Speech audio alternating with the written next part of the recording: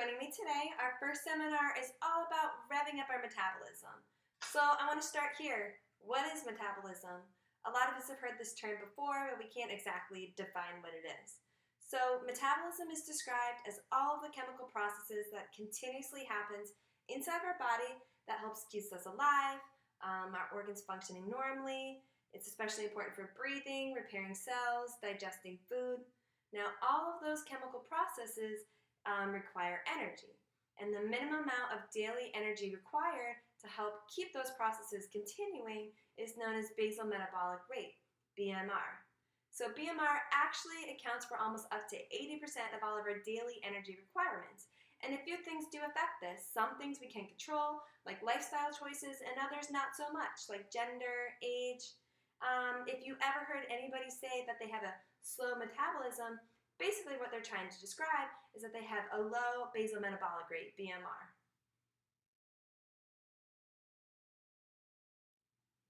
So what speeds up our metabolism? I'm going to go over a few things today, but this first one is very important. That's to build and maintain muscle mass. So in general, people who have more muscle will have a higher metabolism. And the reasoning behind this is because it takes more energy to maintain that muscle than it does fat. So this is very important for people, let's say, who want to lose weight, because you want to burn that fat, but you also want to make sure that you're putting on muscle. So a key way to just keep that metabolism going is to basically just resistance training a few times a week, and it doesn't take much, whatever time you can, 10, 15, 20 minutes, anything will help to rev up that metabolism. All right, tip number 2, and that's to eat smaller meals or more frequently throughout the day. Every time you eat, and pretty much everything that you eat, slightly boosts your metabolism. And this is what's known as TEF, and that's thermal effect of food. It actually accounts for 10% of our metabolism. So every time you eat something, your body requires energy to burn it. And through that process, we rev up our metabolism. So that's why if you've heard eating more frequently actually keeps your metabolism going, because you're requiring energy to keep burning off those meals. So maybe not everybody can do like 6 small meals a day, but grab some healthy snacks in between and it helps keep your metabolism going. All right, tip number 3, and that's to drink plenty of water. So believe it or not, drinking water stimulates your body's metabolism and energy expenditure, especially cold water. So drinking water stimulates thermogenesis, or what's known as heat production in the body, and particularly when it's chilled. The body has to expend energy to warm the fluid to body temperature, and the more energy expended by your body, the faster your metabolism runs. All right, so earlier I went over some ways to speed up your metabolism, but now I'm going to go over some myths that are common here. And the first one is that eating certain foods like spicy foods or drinking drinks with a lot of caffeine or green tea is going to help speed up your metabolism. And it's not completely wrong, but it's not enough to make a huge difference with your metabolism. You would basically have to be eating or drinking those foods all day to see a difference. So I wouldn't use that as a way to speed up your metabolism.